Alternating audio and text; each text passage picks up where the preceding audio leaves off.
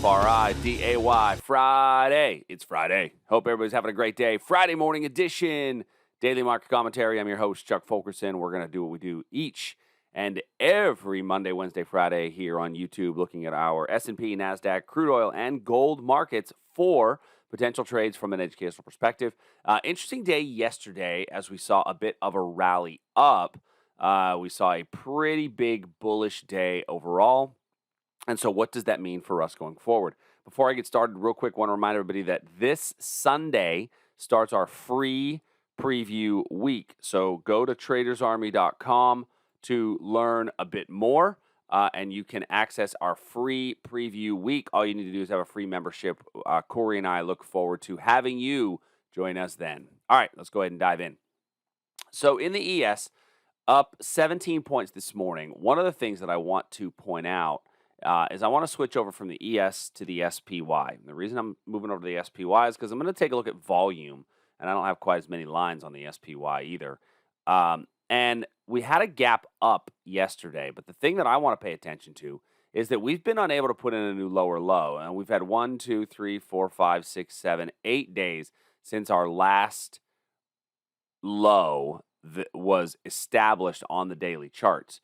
Now, what I want to then do is look and see what does volume look like. And when I look at my volume, I see that yesterday we actually had slightly lower volume than the day before on a greater than 1.25% move up. So technically that would not be a follow-through day in the S&P. However, if I look at the NASDAQ, the QQQs, we will see that we had higher volume than the day before, thus giving us the criteria for a true follow-through day. And a follow-through day, is a day where you can start to consider getting back into the markets a little bit more confidently. That these days will oftentimes be the sign that we're going to continue to rally higher. Now, the other additional confirmation that we have is that we did get higher than this previous swing high on volume higher than the prior day. Frankly, even higher than average volume on an increase up. So it doesn't mean that the move down is over completely. We may get a little bit more sideways before really, thrusting higher. But this is a good sign that we're going to continue our bullish momentum. And that would be fairly, not overly shocking. But we could see that it'll be difficult to get below this previously established low. So that's what a follow-through day is. It's looking for a 1.25% increase on increased volume, and that's a really, really good sign. And I've read that in a couple of places. I mean, Investors Business Daily is really known for those follow-through days, and that's really what it looks like we put in yesterday. But for intraday trading opportunities in smaller time frame, looking at our ES, that means that we rallied through this potential supply area without ever getting in, and this was a confirmation zone. This is why we have confirmation trades.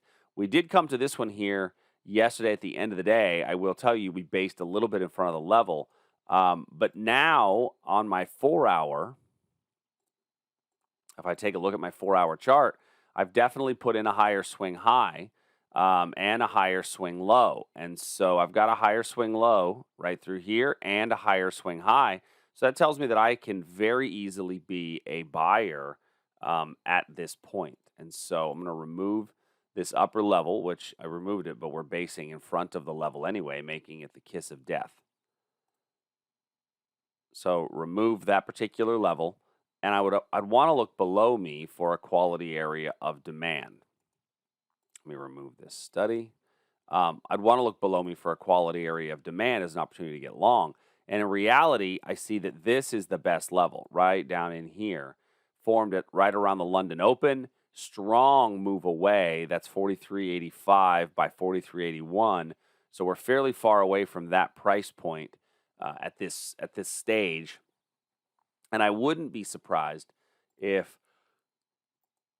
we get a little pullback for a chance to go higher. I am going to look at a potential breakout above the high, especially here on a 15-minute chart. It looks really clean for a breakout above the high. The other thing that we could do is give a slight pullback into this area here. So I'm going to put this in purple. Remember, The reason we use different colors is because then we know what time frame we found the level. That allows us to accurately measure our 6-candle rule. But I like the breakout above 44.50 as a really strong entry criteria as well. Next, looking at the Nasdaq. Nasdaq also we had the confirmation short. Price gave us an entry on this confirmation short, but then 1, 2, 3, 4, 5, 6 candles later, we had gone nowhere. And then we had a limit short, but our limit short entered in the overnight session, and we had basing in front of the level telling us it was probably the kiss of death. And so looking at it now, I think you have a pretty good area through here where we could see a bit of a reversal. But that's got to be a confirmation entry because we've already did it a little bit of a touch with the wick that immediately occurred after the zone. And looking at the 4-hour, we are coming up to a pretty good 4-hour area of supply. But notice, what are we doing in front of this 4-hour supply area? We're basing in front of the level. Basing in front of the level is officially the KOD, kiss of death. And so I'm going to look right here for a 15-minute zone as a potential reversal point. I think the S&P is a cleaner breakout at this moment, but both are potential breakout trades as well. Crude oil, we talked about crude oil, really being on a price magnet up until 90. We thought we might get a breakdown below the 79.54. Never really came. And so now we would look for what's the next step if price does indeed trade higher. Let me get rid of this one here since we've already traded to the bottom of that one. If price does indeed continue to go higher, how do I re-engage? Well, the best way to re-engage is probably going to be on a breakout trade. I don't know that we're going to get a strong entry back into a demand area. You're probably going to be best re-engaging on a breakout. From these demand zones, you've got 81 as a pretty good level on a 15-minute chart. I just don't know if we're going to drop $1.17 today to allow us to execute that trade or to execute that position. And then last, but certainly not least, is gold. And funny, we talked about the fact that on Monday we talked about the fact that gold has been in a channel, and the way to get gold out of a channel would be to talk about an iron condor and gold. And look at that, we popped out of the channel. So those of you that listen to me regularly, you hear me talk about that. If you want to get gold to move, put on an iron condor. We did rally up on to this area of supply, and it was a pretty strong area of supply, and that was a zone that we identified. Let me go back. Give more time on the chart of this. This is a very strong origin of a move, and we did rally hard up into that level, which is a good entry. However, 1, 2, 3, 4, 5, 6 candles later, we had gone nowhere, telling us we should probably get out of this trade. It's probably not going to work. And then all of a sudden, it didn't. We got, if you stayed in it, you got stopped out right up in here.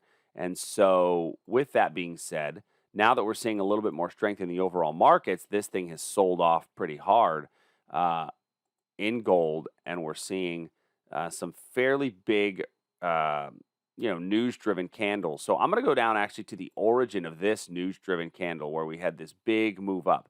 Now, the problem is that I've got to be able to find something in here worth trading, and I got to go to a 15-minute to say, hey, are there some smaller levels? Well, I guess we would just go all the way to the bottom of this move and talk about that being the area of demand that might get us an entrance. Now, as far as supply up above us, I like this area right here. And so these are both on smaller time period entry, but I think both are pretty valid zones. So take a look at those two for today as decent opportunities in gold. So those are really our markets heading into the weekend. So take a look real quick at a stock of the day, and not really a stock that we may want to trade today because they are announcing earnings. But take a look at Goldman Sachs, and I want to just kind of keep Goldman Sachs on my radar for this area right here, 371-ish. I want to see what happens today on earnings. If it is strong enough to drop us down below this region. Now, it looks like we're going to gap up on earnings, 395, 396, and that would get us higher than than some prior levels. But I see a little bit of a symmetrical triangle, an ascending triangle, a descending. Wow, I can say every one of them. Descending triangle forming through here. And so as long as we can keep that descending triangle pattern in shape, then I think you could see a bit of a breakdown in here. So once again, don't trade it today. Keep in mind, certainly, actually, it's announcing before the market, so we'll be able to know what happens on the open.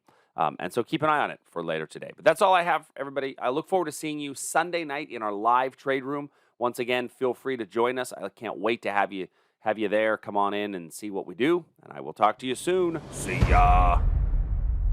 Hey, thanks for joining us. If you like what we do, please make sure you hit that subscribe button. It's the only way the computers know that you're actually alive and really care. And go to tradersarmy.com today to learn a bit more. And if you want to see some of our other videos, click here in the box.